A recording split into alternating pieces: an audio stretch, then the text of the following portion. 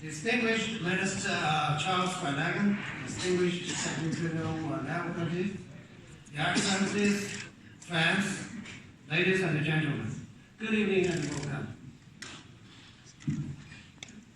As the 14th Ambassador of the People's Republic of China to Ireland, I'm very pleased to join you all just over 1 month after my arriving in this beautiful Emerald Island, to celebrate the 40th anniversary of the diplomatic relations between our two countries at this landmark place, the Convention Centre Dublin. Since I came here, many friends here have kept telling me that I came at the right time, which I couldn't agree more. It is a great honor for me to assume my post when the relations between China and Ireland has reached a stage unmatched in history. The main theme of today's reception is to celebrate the 40th anniversary of the diplomatic relations between our two countries. Actually, the changes between our two peoples and two countries had already started long before that.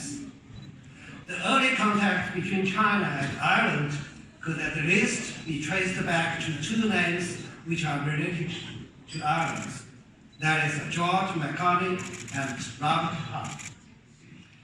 And one of the greatest Irish writers, Oscar Wilde, found strong resonances and inspirations in Zhuangzi, a great Chinese philosopher of more than 2,000 years ago.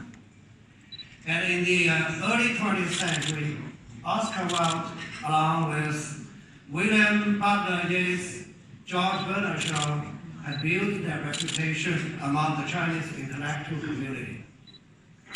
And in modern history, both the people of China and the people of Ireland went through poverty and hunger and shared a similar experience of resisting foreign oppression and striving for national independence. The Chinese people will not forget that in 1933, when we suffered from foreign invasion, George Bernard Shaw visited China and showed the strong support of the people of Ireland for China's national war for freedom and liberation, which became a much-told story of China-Ireland friendship. On June 22, 1979, representatives of respective governments signed joint communique on the establishment of diplomatic relations between the People's Republic of China and Ireland, marking a brand new chapter in China-Ireland relations. In the past 40 years, under the care and guidance of Chinese and Irish leaders, and with the joint efforts of those committed to the bilateral relations, our two countries have adhered to the principles of mutual respect for sovereignty and territorial integrity, non-interference in each other's internal affairs, equality and mutual benefit, as stated in the joint communique, and positively carried out friendly cooperation in various fields, pushing forward relations between our two countries to an unprecedented level. High-level exchanges between our two countries are now frequent. Former Chinese President Jiang Zemin, President Xi Jinping, former Premiers Zhou Rongji and Wen Jiabao, along with Premier Li Keqiang, have all visited Ireland. And former Irish Presidents Patrick Hillary and Mary McAllis, Presidents Michael Higgins, former Taoiseach Bertie Ahern, Brian Cowen, and Anna Kennedy have all visited China. These high-level exchanges provide a solid direction for the positive development of China-Ireland relations. Bilateral economic and trade cooperation, as well as mutual investment, has grown with leaps and bounds. In 1979, the trade volume between China and Ireland was only $5.15 million US. As of 2018, it has exceeded 14.5 billion, nearly 3,000 times more than that of 1979.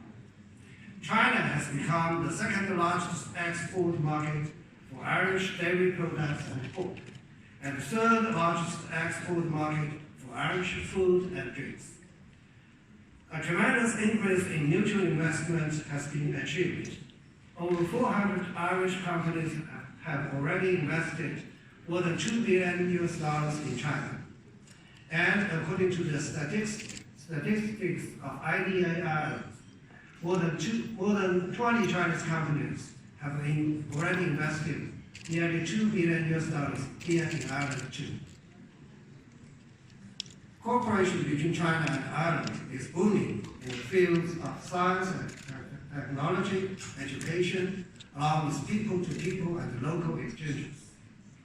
The cooperation between the sovereign funds of the two sides to co-fund science and technology R&D is now in its second phase. The Chinese Cultural Centre in Ireland will soon be realized. James Joyce, Samuel Beckett, Riverdance, have already gotten many fans there in China.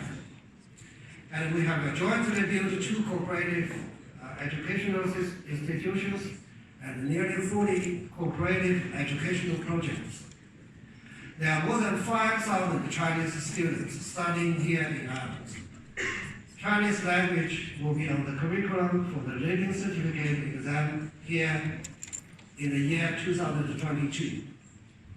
The Confucius Institute at UCD and UCC have helped Irish people to learn more about Chinese culture. The world's first Confucius Institute of Chinese and Regenerative Medicine will shortly be established at MUI Galway. Since 2018, with 3 China-Ireland direct flights launched, exchanges between our 2 countries and 2 peoples have become far more convenient. The number of visits between our 2 countries has now exceeded 120,000. In addition to the 7 training relations between our cities, counties, and provinces, friendly exchanges and cooperation between local governments have become more active.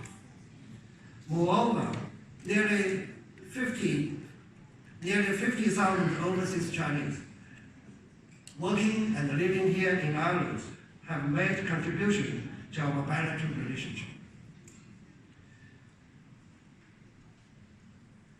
Our 2 countries have maintained good cooperation and in international and regional issues. China and Ireland both attach great importance to upholding the purposes of principles of the UN Charter, multilateralism, and the free trade mechanism, and work together to improve global governance, whilst supporting each other in developing a more positive environment for international affairs.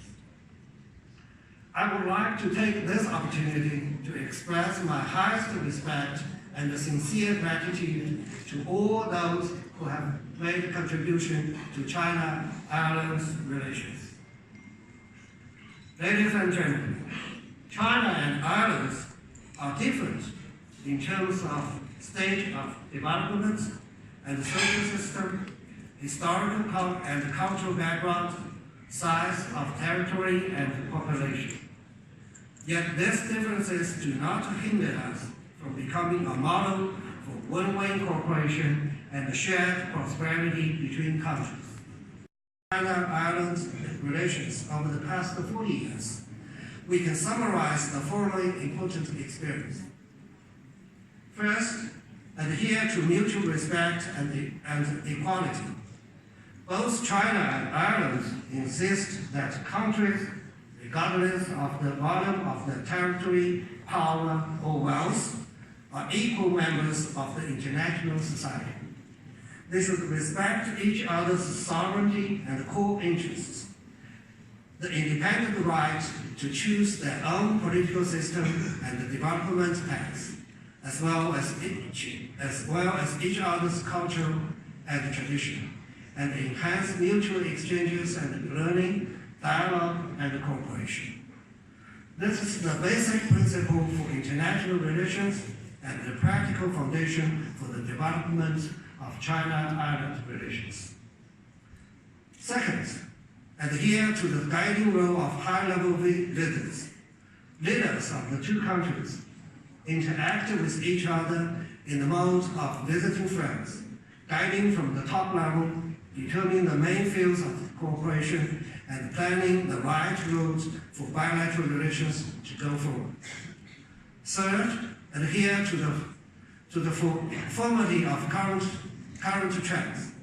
Both China and Ireland are positively integrated into globalization, engaged in multilateralism and the free trade mechanism, forging an open and inclusive foreign policy. In this way, our two countries have become good partners with shared values. Fourth, adhere to practical partnership for mutual benefit. We have found the right path to complementary advantages, mutual development, and shared prosperity. This win-win cooperation benefits both sides and consistently gives impetus for the solid development of our relationship. Fifth, adhere to the close contact between our two peoples. People-to-people exchange hold the key to sound state-to-state relationship. China and Irish people share the good quality of being honest, kind-hearted, and friendly. The close to people ties underpin bilateral ties and create a solid base for our bilateral relationship. Ladies and gentlemen, our world is undergoing profound changes unseen in a century. Peace and development remain the underlying trends of our times, while unilateralism, protectionism, economic hegemony, and deglobalization are on the rise. Ireland and Europe are facing increasing challenges under the ongoing Brexit crisis. In this regard, China and Ireland have an even stronger need to cooperate with each other, and the importance of strategic significance of positive bilateral relations cannot be underestimated. In this new era, our two countries should join hands to tackle together the difficulties and the challenges that lie ahead of us. We should further deepen our political communication by intensifying mutual understanding, mutual trust, and mutual support on the issues of each other's core interests and core concerns, so as to strengthen the political foundation for our relationship. We should also further enrich practical cooperation. China welcomes Ireland to take an active part in the Belt and Road Initiative, and is ready to deepen our cooperation in fields of green technology, financial services, science and technology innovation, etc., under the Belt and Road Initiative, so as to consolidate the material foundation of the bilateral relationship. China will adhere to the policy of reform and opening up and welcome Irish companies to invest more there in China. We also wish Ireland will offer to China's enterprises a steady, fair, and transparent business environment, and expect Ireland to be a window and a bridge for China-Europe exchanges and cooperation. We should also further strengthen the close contact between our two peoples, maintain the good momentum of cultural, educational, and local exchanges between us, so as to sow more seeds of friendship between our two peoples and bring up more successors to the cause of China-Ireland friendship. We should further enhance coordination in international and regional issues, facing the challenges of unilateralism, protectionism, hegemony, and bullying. China and Ireland should steadily uphold multilateralism and the free trade mechanism. We should We should and could make efforts in global governance, including poverty alleviation, climate action, and sustainable development. As a famous Chinese poet of Tang Dynasty said, "You will enjoy a grand sight if you climb to a great height." As China-Ireland diplomatic relations comes into its 40th year, we should take the opportunity and overcome shared challenges to bring our relationship to a new height. I, myself, and my team in the embassy are ready to work closely with our Irish friends for a grander and brighter China-Ireland relations. Ladies and gentlemen, please join me for a toast to the friendship between China and Ireland and to the bright future of China-Ireland relationship. Cheers.